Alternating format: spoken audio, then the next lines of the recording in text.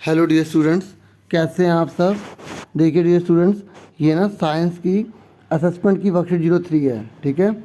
और अब आप ना अच्छे से इसको करेंगे और पहले आप आंसर खुद ट्राई करना, फिर अपना आंसर मैच कर लेना, ओके। और हमने वर्कशीट में अच्छे से समझा था एक एक चीज़ को। अब फटाफट देखते हैं आपके कितने सही निकलते हैं। तो पहला क्वेश्चन बोला गया निम्नलिखित में से कौन सा पदार्थ विद्युत का कुचालक है। और बच्चों मैंने क्या बताया था, कुचालक किसे कहते हैं, जिसमें से विद्युत धारा प्रवाहित नहीं होती, ठीक है। जैसे मैंने आपको बताया था ना, लकड़ी है ना। और मैंने आपको क्या क्या बताया था, जैसे रबड़ बताया था। तो आपको यहाँ बताना है कि कुचालक कौन सा है। देखो कॉपर जो है वो धातु है, ठीक है। आयरन भी धातु है, एल्युमिनियम भी धातु है, और इन तीनों में से विद्युत धारा प्रवाहित हो जाती है। तो रबड़ इसका आंसर होगा, है ना।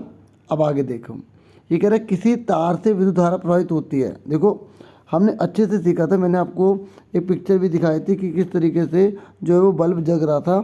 तो उसमें हमने क्या देखा था कि जो तार, और उसमें लिखा भी था जो तार है ना वो विद्युत धारा से कैसे प्रभावित होती है। बच्चों फटाफट आंसर सोच लो, फिर मैं आंसर बताने चाह रहा हूँ। ए में लिखा है धनात्मक सिरे से ऋणात्मक, मतलब पॉजिटिव से नेगेटिव की तरफ धारा जाती है, ठीक है। या ऋणात्मक सिरे से धनात्मक, नेगेटिव से पॉजिटिव की तरफ जाती है, धनात्मक से धनात्मक की तरफ, या ऋणात्मक की तरफ से ऋणात्मक तरफ। तो जिन बच्चों ने ए बोला है बिल्कुल सही बोला है, वेरी गुड डियर स्टूडेंट्स, ठीक है। ऐसे ही अगर आप पढ़ेंगे तो अच्छी बात है। अब ये कह रहे हैं किसी विद्युत परिपथ पे डैश द्वारा परिपथ को तोड़ा जाता है। देखो अगर आपको बल्ब बंद करना है, पंखा बंद करना है, ठीक है, तो आप किसका सहारा लेंगे, आप स्विच का सहारा लेंगे ना। तो परिपथ को तोड़ना या जोड़ना हम किससे करते हैं, स्विच से करते हैं। इसका आंसर क्या आ गया, सी आ गया। अब आप फोर्थ सोचिए। मैं आपको बताता हूँ कि समुद्र का जो जल है ना बच्चों, वो सुचालक होता है। पता है क्यों बच्चों, देखो अगर बिल्कुल प्योर वाटर है, बिल्कुल डिस्टिल वाटर है, तो अगर मैंने यहाँ पर वायर डाली और मैं यहाँ से उसको टच कर रहा हूँ तो मुझे करंट नहीं लगेगा। लेकिन समुद्र के जल में बहुत सारी चीज़ें होती हैं जिसकी वजह से एक जो है ना सारे के सारे जो एटम्स होते हैं, उसके जो पार्टिकल्स होते हैं, उसमें कॉन्टैक्ट बन जाता है। और अगर किसी ने यहाँ वायर डाली और समुद्र का जल है, तो अगर मैंने यहाँ से हाथ लगाया तो मुझे करंट लग जाएगा। सुन रहे मेरी बात। तो इसका आंसर क्या आएगा, सुचालक। उसके बाद नेक्स्ट आ जाइए, ये कह रहा है कि ये किसका प्रतीक है। आपने अच्छे से चैप्टर पढ़ा होगा साइंस का 12 चैप्टर, उसमें मैंने आपको सारी पिक्चर्स भी दिखाई थी, और हमने अभी अभी जो वर्कशीट करी थी ना उसमें हमने सारे के सारे सिंबल भी करे थे, बनाए थे ना। तो आप बताओ क्या होगा, सेल। और बैटरी किसे कहते हैं, जब एक से ज़्यादा सेल लगे होते हैं। अगर जैसे यहाँ पर और ऐसे लगे होते हैं ना, है ना, तो वो क्या हो जाती, बैटरी हो जाती, ठीक है। बैटरी किसे कहते हैं, जब एक से ज़्यादा सेल लगाए जाते हैं तो उसे हम बैटरी कहने लग जाते हैं, ठीक है। तो डियर स्टूडेंट, पाँचवें का आंसर क्या है, सेल। अब आगे बढ़िए, आगे देखते हैं।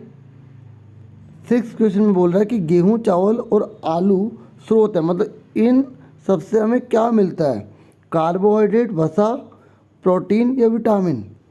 तो हमने अच्छे से पढ़ा था कि ये सब हमें कार्बोहाइड्रेट देते हैं, है ना डियर स्टूडेंट्स। नेक्स्ट, दालें जो है वो किसका स्रोत है, प्रोटीन का, ठीक है। तो आगे बढ़ जाते हैं नेक्स्ट पर। शरीर की वृद्धि और टूट फूट की मरम्मत के लिए क्या आवश्यक है, जैसे हम चाहते हैं ग्रोथ, और याद है ना ग्रोथ वृद्धि से मैंने आपको क्या बताया था, प्रोटीन, ठीक है। तो जो प्रोटीन है वो हमारी वृद्धि और टूट फूट में मरम्मत करता है। और जिन बच्चों का आंसर सही है ना, वेरी गुड बच्चों, आप बहुत अच्छा पढ़ रहे हैं, ठीक है। वीडियो रोक के आप फटाफट आंसर देना, ठीक है। और आप चाहे तो बता सकते हो आपके कितने सही निकले हैं, अगर आपके पास टाइम हो तो। एक सेल में कितने टर्मिनल ऐसे होते हैं, जो सेल है ना उसमें कितने टर्मिनल होते हैं, जल्दी बताओ, 2, वेरी गुड। उसके बाद नेक्स्ट है, आप अगर आँखों की दृष्टि को अच्छा करना चाहते हैं तो आपको इनमें से कौन सा विटामिन लेना चाहिए, जल्दी बताइए। विटामिन ए, ठीक है। और गाजर में भी विटामिन ए होता है ना। और आप मिल्क भी जरूर पियो, पालक जरूर खाओ, ठीक है। तो आपसे डियर स्टूडेंट फिर मिलेंगे नेक्स्ट वीडियो में, अब फिर मिलेंगे, okay. Thank you for watching and listening carefully. और जिन्होंने अभी तक सब्सक्राइब नहीं किया तो प्लीज़ चैनल को सब्सक्राइब जरूर कर लेना। Thank you once again.